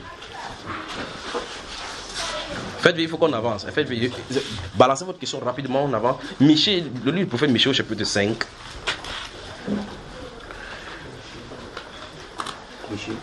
Michée chapitre 5. Il dit Michée, n'est-ce pas? Tu y es? Ouais. Lis-nous à partir du verset 1. Et toi, Bethel? Bethléem, Ephrata. Oui. Toi qui es petit parmi les milliers de Juda. Oui. De toi sortira pour moi celui qui dominera sur Israël et dont l'origine remonte au lointain passé, au jour d'éternité. C'est pourquoi il les abandonnera. Il les abandonnera, mon frère. Jusqu'au... Il est quoi? Il les abandonnera jusqu'au temps où enfantera celle qui doit enfanter. Ok, donc c'est ta version, oui. C'est la version de la Palestine, là. Continue. Okay. Voilà, maintenant on dit qu'il les abandonnera, ça veut dire qu'il va quitter jusqu'à ce qu'il va enlever la main là-dessus, jusqu'à ce que enfante la personne qui doit faire enfanter. Continuons. Et le reste de ses frères reviendra auprès des fils d'Israël. Oui. Il se redressera et il fera paître avec la force de l'Éternel, avec la majesté du nom de l'Éternel. On parle de qui ici? On parle de qui? Celui qui va paître là avec la force de l'Éternel, c'est qui? Jésus. Continuons maintenant. Et ils auront une demeure assurée, car il est dès maintenant glorifié jusqu'aux extrémités de la terre. Oui. C'est lui qui... La paix. Qui ramènera. Oui. Ici, on a dit qu'il sera la paix. Oui, enfin, il est le prince de paix. De toute façon, continuons. Lorsque la Syrie viendra dans notre pays. Alors, non, allons-y un peu doucement. Lis là-bas dans ta version, mon cher. Écoute bien. Lis. C'est lui qui ramènera. Celui qui ramènera la paix lorsque la Syrie viendra. L'Assyrien viendra dans notre pays. Oui. Et qu'il pénétrera dans nos palais. Oui. Nous ferons lever contre lui 7 pasteurs. Alors je pose donc la question, parce que tu as posé la question sur la Palestine, que quand tu lèves, tu ne vois pas. Ici, cet événement-ci, est-ce que c'est déjà passé? L'événement-ci, est-ce que l'événement que je viens de lire dans cette prophétie-là, est-ce que c'est déjà arrivé? Oui. C'est déjà arrivé. Il dit l'événement-ci. On dit c'est lui qui va ramener la paix lorsque la Syrie va venir envahir notre pays. C'est lui qui va chasser la Syrie. C'est déjà arrivé? Non. Ok, maintenant, voilà la Bible. Vous avez la Bible au-devant de vous. Le verset indique, et toi, Bethléem Ephrata, tu n'es pas être le moindre des Judas. De toi sortira pour moi un chef qui dominera sur Israël dans le jour des jours, vraiment au jour de l'éternité. Donc nous voyons effectivement qu'il est né à Bethléem. Mais est-ce qu'il est là à gouverner sur Israël? Donc ça n'est pas encore arrivé. Et maintenant, on dit effectivement que lorsque la Syrie va venir envahir Israël, c'est toujours lui qui va venir plus tard pour le chasser. Maintenant, il pose la question, qui est la Syrie? Parce que la Syrie, c'est un pays qui était à ce moment-là. Je ne sais pas si tu comprends le pourquoi ils ont été pris ici. Parce que tu as dit que Ismaël, quand tu lis, tu vois plutôt Canaan. Mais aujourd'hui, tu ne dois pas voir Canaan dans la carte du monde. Parce que ça a pris un autre nom. Or maintenant, si tu comprends ce que la Bible appelle par Israël, tu peux connaître exactement là où le monde a de se diriger. Parce qu'il y a une attaque contre Israël qui est programmée. Voilà ce qui est écrit là-bas. Et on dit que ce pays-là s'appelle la Syrie. Est-ce qu'il y a un pays que vous entendez aujourd'hui qu'on appelle la Syrie? Non. Donc ça veut dire qu'il faut maintenant regarder la correspondance biblique du nom ancien, donc nom biblique d'un pays, et le nom moderne. D'accord? Voilà, donc faisons faire attention. Donc Canaan, Palestine n'est pas le nom, c'était le nom récent, mais le nom initial c'est Canaan. D'accord? Et Canaan n'est même pas le nom d'un pays, c'est le nom d'un fils, d'un petit-fils des Cham. D'accord? Voilà. Des questions? Oui. En fait, moi, ma question est conformément dans 1 Samuel, donc le chapitre 3, verset 9. Oui. Est-ce que Dieu peut donner donc un secret qui n'est pas forcément mentionné donc dans sa parole? Absolument. Absolument. Il y en a plein comme ça dans la Bible. Vous avez entendu dans Apocalypse, les tonnerres, c'est que les tonnerres ont dit, les 7 tonnerres. Tu as lu Apocalypse? Apocalypse, oui. Oui. Quand les tonnerres parlent, les tonnerres, les 7 tonnerres ont parlé. La Bible déclare, Jean voulait écrire ce qu'on dit les 7 tonnerres. On lui a dit de ne pas écrire ce que les tonnerres ont dit. Vous avez vu cela? Donc le tonnerre a parlé. Comme vous entendez, quand il veut pleuvoir, ce sont les langages. Jean a entendu. Donc ça veut dire qu'il y a un message caché dans le 7 tonnerres. Pas de secret qui est écrit. Mais c'est écrit littéralement. Tu vas dire que les tonnerres ont dit quelque chose, mais tu ne peux pas savoir ce qu'il dit parce que c'est un secret. D'accord, mon frère? Des questions? Oui. Okay, je veux aussi savoir. Si vos questions sont épuisées, vous me dites, il place là-dedans. L'histoire, parce que au temps de Saül, oui. Quand il y avait le problème, donc ils ont allé consulter la dame. La sorcière d'Andor. Oui. Qui a appelé l'esprit de Samuel. Et ça, je veux vraiment savoir le pourquoi Samuel qui était mort. Et son esprit était venu répondre à la femme qui a invoqué son esprit. Lévitique chapitre 19. Ouvrez Lévitique chapitre 19 rapidement.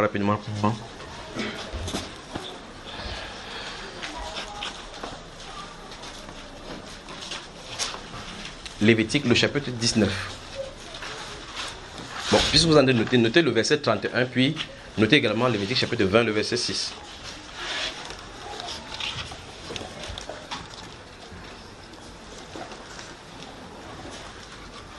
Lévitique chapitre 19,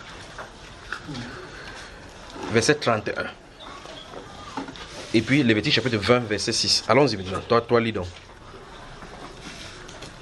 Il est écrit: ne vous tournez pas à haute voix.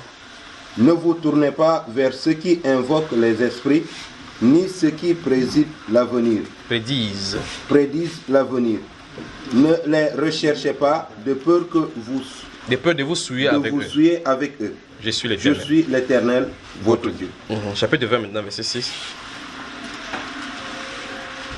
Le verset 6, il est écrit: si une personne se tourne vers ceux qui invoquent les morts ou vers ceux qui prédisent l'avenir pour se prostituer avec eux, je tournerai ma face contre cette personne et je la retrancherai du milieu de son peuple. Là, nous nous trouvons dans le désert, pendant que ces lois s'y sont données, n'est-ce pas?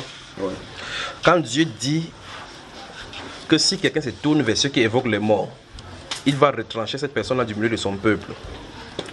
C'est parce que le Seigneur sait que dans les pays dans lesquels les Juifs passaient, cette pratique était courante. Or, lorsque nous voyons le prophète Samuel, c'est plus de 500 ans après la sortie d'Israël, du pays d'Égypte, n'est-ce pas? Ça suppose que depuis le désert, Dieu les avertit déjà des pratiques qui se passent. Ça veut dire que le culte des morts n'est pas un culte d'aujourd'hui. C'est un culte qui se pratiquait. La véritable question, c'est comment quelqu'un qui est sorcier a pu appeler l'esprit d'un prophète. C'est ici le problème. C'est ça qu'il fallait poser comme question. Parce que je voulais prendre ça pour définir que si c'était pour les morts, ils appelaient déjà les morts. D'accord, ils faisaient monter les esprits des morts. Mais Dieu interdisait ça pour le cas des croyants. Mais la question, c'est pourquoi avait-il fait monter Samuel? C'est Dieu qui l'a permis pour donner la prophétie à Samuel, à Saül. Donc, le livre de Samuel, où tu as appris ces choses dans le chapitre 28, parle, lorsque ces personnes sont montées, même la femme a frémi. Parce qu'elle a effrayé. Saül a dit que n'aie pas peur. Parce qu'elle s'est tournée, elle dit que tu es Saül, pourquoi m'as-tu trompé? Il dit n'aie pas peur, femme. Rien t'arrivera de mal. Dis-moi ce que tu vois. Il dit je vois un Dieu qui monte de la terre. Il dit qui est-il? Enveloppé d'un manteau. Il dit qui est-il? Il a donné la description. Il a compris que c'était Samuel. Il s'est mis comme ça à genoux, il s'est prosterné. Et Samuel lui a dit pourquoi m'as-tu troublé? Pourquoi m'as-tu dérangé? Il dit que l'Éternel te traite comme je t'avais dit, tu as été sur la terre. Pas vrai? On voit qu'un prophète est un prophète partout. Si vous êtes voleur, n'essayez pas d'aller célébrer la fête de Noël, que quand vous allez mourir, vous allez célébrer que la fête de l'Éternel. Ça ne marchera pas. Vous allez célébrer le Dieu sur le même là-bas. D'accord mon cher? Donc c'est Dieu qui a voulu pour qu'il vienne pour nous donner les enseignements aujourd'hui. Et le simple fait qu'il soit monté, c'est un très grand enseignement pour la compréhension de le destin, la destinée de ceux qui meurent en Christ Jésus. Ou est-ce que c'était avant Christ, ou est-ce que c'est après Christ? D'accord? Voilà. Des questions? Oui mon cher. En tant que chrétien, nous sommes appelés à une lutte perpétuelle avec nos ennemis, notamment les sorciers et je suis pour m'exprimer sur les esprits. Oui.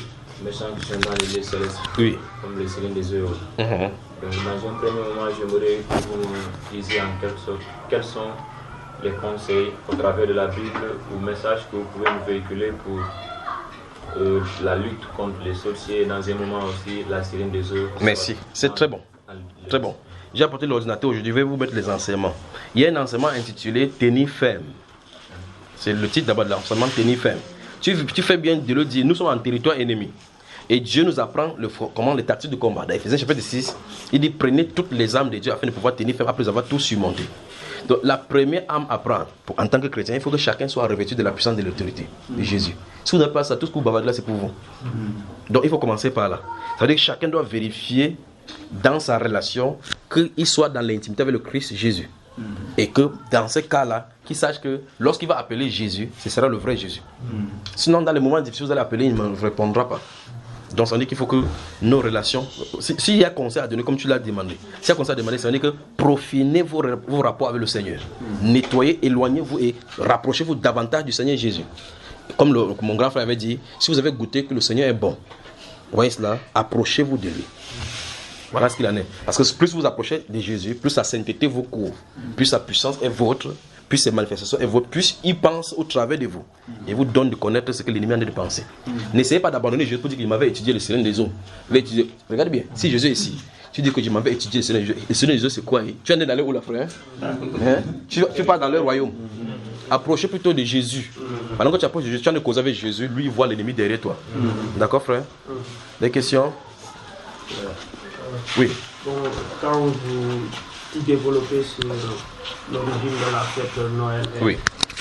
Je n'ai pas saisi sur l'origine aussi de la fête de Pâques. La fête des Pâques? Ouais. La fête des Pâques. Ok, maintenant c'est bon. Pour les catholiques. Donnez-moi ce calendrier, si vous voyez. Le calendrier qui est debout là.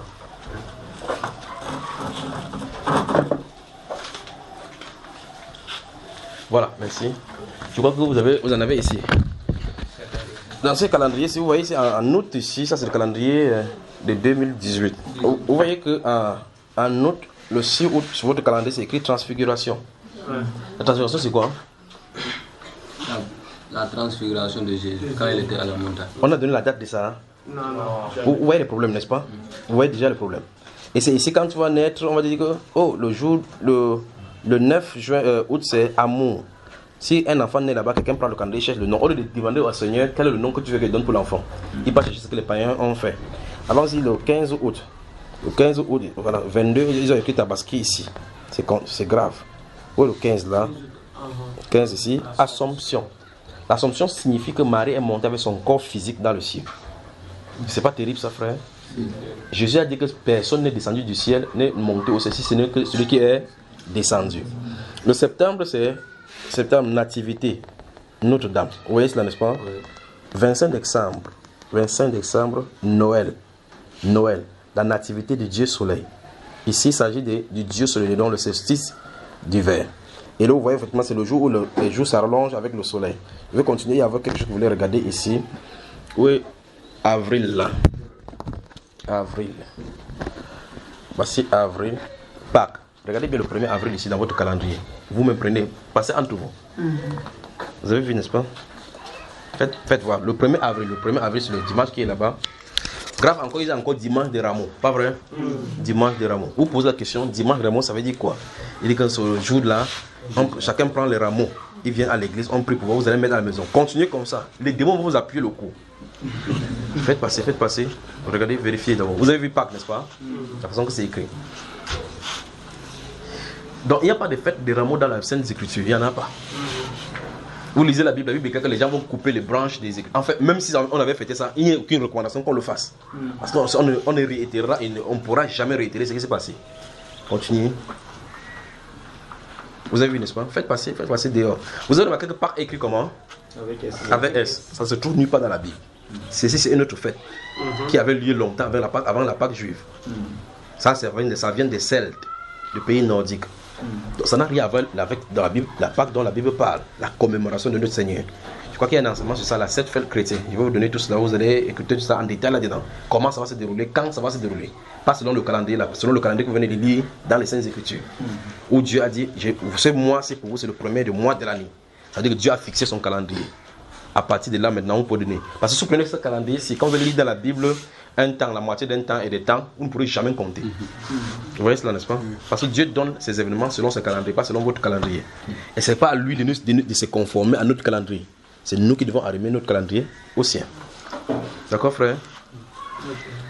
Oui. Donc, il y a un enseignement concernant cela. Et comme quelqu'un pose la question, il y a un enseignement sur la radio que j'avais fait à la radio sur les festivités païennes, des 31 des 1er janvier. C'est là, vous allez avoir cela. Oui, mon cher.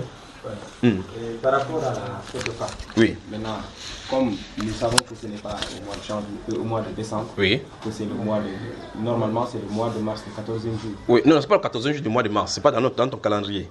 C'est le 14 Nissan. Ce 14 Nissan là fluctue dans notre calendrier à nous. Donc pour eux, chez eux, c'est fixé. C'est le 14 Nissan. c'est à toi de vérifier dans ton calendrier c'est à quoi correspond le 14 Nissan chaque année. D'accord? Et là, Dieu merci, maintenant vous avez les téléphones Android. Vous téléchargez le calendrier hébreu, vous téléchargez le calendrier hébreu sur votre Android, ça met automatiquement la date de l'hébreu et la date correspondant aujourd'hui. Donc, on ne peut pas dire qu'on ne savait pas calculer. On ne vous demande pas de calculer. Vous regardez seulement le 14 Nissan. Là, dans le calendrier hébreu, nous sommes en année 5779, 76 ou 79 comme ça. Vous voyez? Donc, vous pouvez regarder la correspondance. D'accord, mon cher? Tapez calendrier hébreu au lieu de taper Zuma pour jouer le jeu de serpent. Tapez le calendrier hébreu. Vous regardez ce qui est utile. Maintenant, est-ce que nous devons faire cette fête? Quelle fête? La fête de Pâques. Mais c'est la fête de Pâques qu'on nous demande de faire, que Jésus a dit que faites ceci en mémoire de moi. C'est ça dont il est question. C'est la seule fête chrétienne. La Pentecôte. Quelle Pentecôte? On fête la Pentecôte. C'est quelle fête? C'est quelle fête? Tu es pentecôtiste, frère? Non. Les pentecôtistes sont ceux qui fêtent dehors. Ceux qui sont à l'intérieur attendent le Saint-Esprit. Donc la fête de Pentecôte, c'est pour les Juifs, pour célébrer la liberté. C'est après le 49e sabbat, la 50e veut dire. Maintenant, le 50e était le symbole du Saint-Esprit. Et de toute façon, même si tu veux cette fête de Pentecôte, il faut que tu commences par le sabbat. C'est pas ça, hein? Si.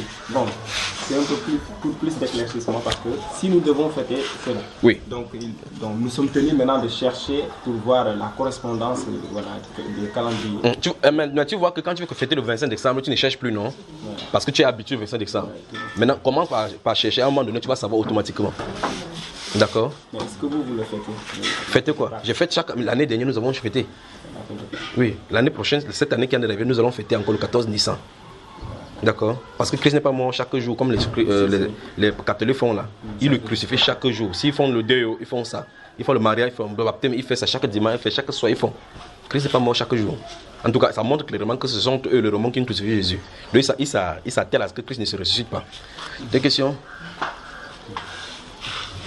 Oui, mon frère. Qu'est-ce que vous pensez du film qu'on a joué sur Jésus, les représentations imagées? Ce qu'on ne savait même pas d'abord, c'est que... Non, ne t'inquiète pas. D'abord, le film sur Jésus de Nazareth, vous savez que la personne qui a joué le film à l'âge de 12 ans, c'était une fille. Mon Jésus n'est pas une fille. Continue comme ça. Mon Jésus se trouve dans la Bible. Non, laisse-moi le film de Hollywood. Des questions?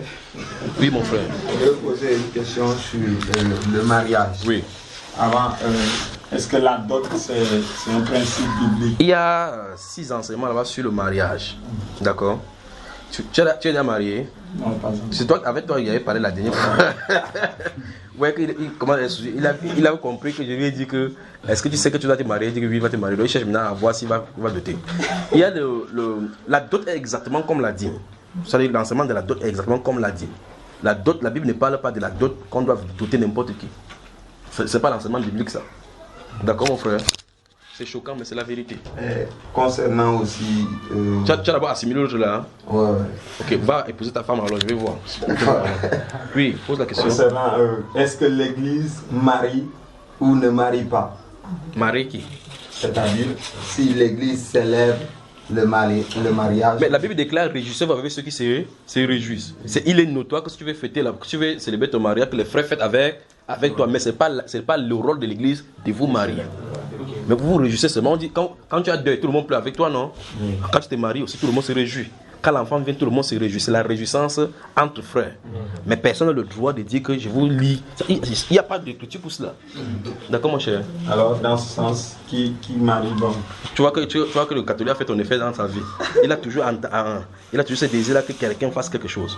Prends le temps, quand les enseignements qu'il veut laisser là-bas, suis première partie du mariage, deuxième partie, troisième. Prépare-toi parce que ça risque de te faire fuir.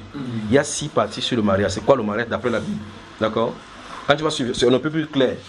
Les deux choses l'une, après avoir suivi ça, soit tu jettes ta Bible, ou bien tu te déposes tranquillement, tu regardes le dehors, tu dis que le dehors est mauvais. D'accord? Des questions? Oui, mon cher. Concernant ce que vous venez de dire. Toi-même, tu es marié? Non, pas encore. Ok, allons-y alors. Comprends votre souci. Ok. Bon, je demande, comme il n'y a pas une célébration. Oui. D'accord. Mais on peut faire une prière de bénédiction. Non, je n'ai pas dit qu'il y a une célébration, qu'il n'y a pas une célébration. La célébration stipule une fête. Parce que c'est le moment de réjouissance. Dans Jean chapitre 2, on voit Jésus-Christ qui était allé à cette fête de réjouissance. Mais la différence maintenant envers eux, c'est s'il y avait quelqu'un qui devait célébrer le mariage et ordonner le mariage, ce serait Jésus. Mais il y a été invité comme un participant. Vous voyez la différence, n'est-ce pas? Je ne sais pas si vous comprenez ce que je viens de dire. Jésus est Dieu. S'il y avait un sacrificateur a béni le mariage, ça devrait être lui, dans ce mariage des Actes de Jean chapitre 2. Mais on l'a invité comme un simple invité, il était aussi parmi, il s'est réjoui, ils ont bu jusqu'à ce que c'était fini, il a même multiplié encore, pas vrai? Alors là, ce que je t'en ai dit, c'est, lorsque vous participez dans cette fête-là, c'est vous qui fêtez. Vous fêtez avec votre frère, vous réjouissez de ce qu'il sait, il a retrouvé sa côte. C'est pas facile de trouver la côte ici dehors. D'accord? Mais ce que je t'en ai dit, c'est, personne n'a le droit. Vous pouvez prendre un prédicateur qui se lève ce jour-là et vous prêcher pour ceux qui sont invités, ainsi de suite. Mais on n'a pas le droit de dire, je te marie, parce que Jésus, la Bible déclare que c'est Dieu qui les joint. D'accord? C'est pas un homme qui joint quelqu'un sur la terre. Voilà. Des questions? Oui. Bon, maintenant, concernant la fête du Tabaski. Oui, encore, Tabaski. Oui. Tu as mangé le mouton, hein? Oui. Oui, il a mangé. Oui, le frère avait fait sa meilleure coupe. Il a quand même mangé. Oui, dis-nous. Ok. Bon, parfois on est dans des familles composées de catholiques et de chrétiens. Oui. Ouais. Et les musulmans, parfois, ils nous servent. Oui. Des repas. Oui. Ouais. Maintenant, je demande si le chrétien peut avoir accès à ces repas. Le repas de la Tabaski ou bien chaque jour quand on mange? Non, le repas de la Tabaski. De la Tabaski. Toi, tu as à manger. Si tu dis maintenant que c'est ça, c'est pas ça, tu vas faire comment pour vomir? Tu as à manger, non? Je vais juste demander à Dieu mon pardon. Tu as demandé pardon à Dieu. Donc, bon, si c'est pas bon. Oui. Si vous me dégagez. Attends, prochaine Tabaski, tu vas quand même fêter. Parce qu'on a vu tout à l'heure là que la Tabaski était une fête, une tentative d'usurpation du titre d'Isaac. Donc c'est derrière le mensonge. Donc c'est la fête du mensonge isaacien. Alors comme c'est la fête du mensonge isaacien, est-ce que tu vas toujours participer? Donc ça veut dire que la fête de Tabaski, tu ne dois plus la célébrer, non? Des questions encore? C'est bon. Oui. Dans le monde spirituel, dans le camp des ténèbres, oui. Concernant les sorciers oui. et les satanistes. Qu'est-ce que les sorciers t'ont fait, toi? Depuis pose des questions seulement sur les sorciers, les sirènes, les eaux et autres. Tu seras d'accord que tout à l'heure on prie, non? Pendant que vous y êtes, c'est cet esprit-ci qui contrôle votre pays. Quand j'étais à Dakar, l'un de ces grands esprits qui contrôle votre pays est venu pour m'attaquer. J'ai comme l'impression qu'il y a un des grands tribus ici chez vous qui servent un esprit des eaux, mais sa forme c'est l'alligator, comme le crocodile. Donc il doit y avoir une tribu chez vous ici qui adore cet esprit-ci. Et les gens font des sacrifices en bordure des mers. Donc quand je suis entré dans le pays où je parle comme ça qu'ils essaient de m'attaquer. Je ne sais pas quel est le clan ici chez vous qui adore. Tu connais? Les c'est le nom. Les quoi? Non, je ne parle pas ici. Il dit quand j'étais à Dakar. Dakar, c'est quel? Les types de sacrifices auprès de la mer. Mais ils ne sont pas ici en Casa. Ils ne sont pas ici en Casa. Oui, mais c'est le même esprit, il suivait. Oui. Ils sont à Dakar. Le Wolof. Donc, comment ma chère? Les Lébou. Ce sont eux. Donc, c'est eux qui commandent avec ces esprits-là. Ce qui est curieux, c'est que quand j'ai vu cet esprit, j'ai vu que cet esprit se trouvait en plein dans les mosquées. Donc, même les musulmans servent les esprits des eaux. C'est terrible. Mais donc, les esprits des eaux sont adaptés même avec le Coran. Et chez vous ici, donc, de ce côté-ci, il y a toujours les esprits des eaux, mais ceux-ci sont plus versés dans les persécutions avec les filles, utiliser les filles dans l'impudicité. C'est grave ici chez vous. Vous devez être vraiment armés. Donc, je comprends ton souci, d'accord, frère? Parle-nous donc. Pose-nous la question. C'est-à-dire, parce qu'il y a les satanistes quand même, c'est-à-dire c'est dans le problème de discernement entre une personne qui est dans le satanisme, sans pour autant être dans la sorcellerie. Oui. Ou est-ce qu'une personne qui est sataniste est forcément un sorcier? Parce que le sorcier, parce que moi, la manière dont je comprends les satanistes, souvent il le faut, par exemple, c'est une personne qui, par exemple, veut que pour de l'argent. Donc, il est obligé pour satisfaire ses enfants parce qu'il n'a pas le choix, il travaille mais il n'a pas eu. Donc, pour avoir un boulot, pour percer dans le monde des affaires, donc il part faire des affaires. Bon, je te pose une question. Oui. Le sorcier, c'est qui? Le sorcier, il fait que détruire. Non, arrêtons d'abord. Le sorcier, c'est qui? Le sorcier, il sait qui? Ok. Le franc-maçon, c'est qui? L'église catholique, c'est qui? Tous sont des sorciers. Tu vois, chacun a son niveau. C'est ça le problème. Parce que dès que tu contredis la parole de Dieu, tu es du côté du diable. Il n'y a que la vérité et le mensonge. Et si tu contredis la vérité, tu te trouves où? Dans le mensonge. Et qui est le père du mensonge? Alors ça veut dire que tu commences à contredire la vérité de la Bible. Ton père, c'est le diable. C'est compris, frère? Mais c'est niveau par niveau. Niveau par niveau. Alors, ce que tu appelles satanisme, tu dois savoir qu'il y a une religion physique maintenant appelée satanisme. Ils ont un livre avec une Bible satanique où ils prêchent exactement comme on a de prêcher là-bas. C'est l'église de Satan. En 1966, Anton Lavey, qu'il a fondé aux États-Unis. Alistair Crowley, en 1945, a écrit les bases de cela. D'accord? Et donc, il y a l'église satanique aux États-Unis qui commence à divulguer même ses livres dans les écoles. On doit enseigner le satanisme dans l'école. Que Satan, c'est un bon être qui a enseigné à Ève à comment s'habiller. Ça enseigne dans l'école aux États-Unis. Quand vous venez dans l'église, ils font des sacrifices en disant, comme vous dites, Ave Maria, et ils disent Ave Satanas. On est mal barré, mon cher. Donc, c'est satanisme, c'est niveau par niveau. La sorcellerie, c'est également aussi niveau par niveau. Celui que vous appelez marabout, c'est un sorcier. Un autre problème ici, chez vous, ici, c'est le maraboutisme. Les gens c'est comme si vous mangez seulement les médicaments là, des sorcelleries. Vous mangez seulement, c'est à peine même que les pasteurs eux-mêmes ont ça aussi. Parce que les pasteurs prêchent Jésus, ils ne croient même pas à Jésus, ils partent se protéger chez les marabouts. C'est terrible ici chez vous. Il faut la délivrance seulement. L'autre là, tu as demandé qu'il répète maintenant. L'autre là, il demande que je répète. Donc je dirais qu'ici, vous êtes empreint avec l'esprit de maraboutisme. Il y a des fausses croyants qu'on mélange avec le christianisme. C'est-à-dire que les gens, comme celui-ci par exemple, il vient à l'église dimanche, et puis l'autre jour encore, il est chez les marabouts. Le pasteur lui-même est comme ça, il a sa protection. Ils ont les choses qu'ils ont attachées. Comment? Il y a beaucoup. Il y a beaucoup. Et quand vous faites comme ça, comment vous faites pour les combattre alors? Donc souvenez-vous qu'il y a beaucoup de pasteurs ici qui sont des agents sataniques. Voilà. Des questions, oui. Il n'y aurait pas une branche dans le camp de l'ennemi concernant les vampires, les gens qui cherchent? Non, il ne parle pas de branches. Du fait, à partir du moment où on a compris que la Bible, si tu n'es pas du côté de la Bible, tu es du côté de Satan. On ne veut pas savoir de quel côté tu es. Quand tu es déjà de ce côté-là, si tu peux être franc-maçon, philosophe et autres là-bas, ramifie comme tu peux ramifier, mais tu es quand même du côté de Satan. Mais la seule chose c'est, si tu es croyant en Christ Jésus-Christ, c'est la Bible qui te conditionne. Si tu n'es pas, tu es forcément chez Satan. Oui. Bon, c'est à propos des vidéos. Oui. Voilà, où il y a des images de vampires et autres. Oui. Est-ce que c'est conseillé de... Éphésiens chapitre 4, prenez. Lisons et regardons ce que la Bible dit. Donc le frère, quand il veut se détendre le soir un peu, il voit un peu un film des vampires. Notez Éphésiens chapitre 4. Il voit Dracula qui fait... Après pour aller en pisser, comment on a dit que va m'accompagner dehors. Vous voyez quels sont les buts de ces choses là, n'est-ce pas? Ça c'est pour vous entraîner les gens qui sont sur la terre. Lorsque les Dracula vont se manifester sur la terre, que les gens croient que c'est le jeu. C'est pour ça qu'ils ont inventé un fête qu'on appelle Halloween. Halloween, et les catholiques appellent ça la fête des Toussaints. En fait, ce sont les tout impurs, c'est pas les Toussaints.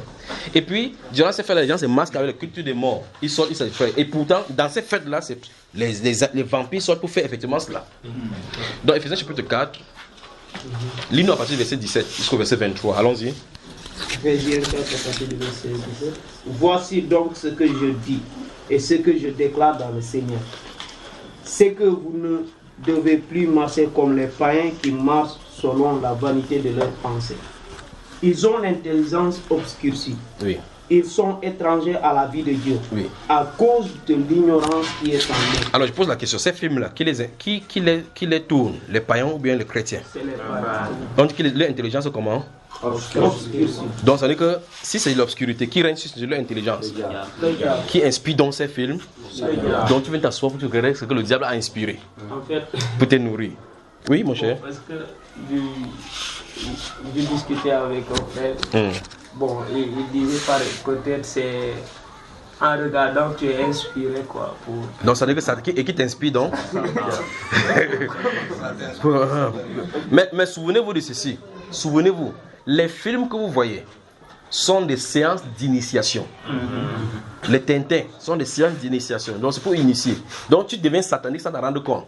Subtement tu commences à rêver comment tu voles. Tu commences à rêver comment tu fais des choses, comment on te poursuit. Mais tu es dans le jeu de Satan. Maintenant, qu'est-ce que la Bible déclare? Philippiens, ouvrez maintenant Philippiens. Philippiens, chapitre 4. Tu peux nous lire le verset 8, frère? Tu peux lire à haute voix. Philippiens 4, le verset 8. Oui.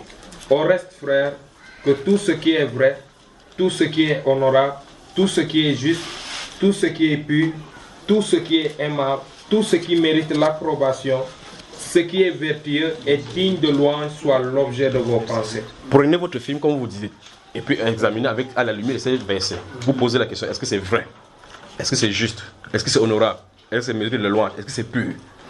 Si c'est non, vous mettez ça de côté. On dit que ça soit l'empire de vos pensées, ça doit continuer votre pensée. Voilà. Que Dieu vous bénisse. Oui, ici. Voilà, par rapport à ça aussi. Il y a parfois certains, pour mieux illustrer, pour mieux donner un enseignement plus clair, oui. Ils font les vidéos. Des représentations. Parfois, on voit un Jésus avec son sceptre, avec sa couronne. Non, regarde bien. Tout cela, c'est Babylone.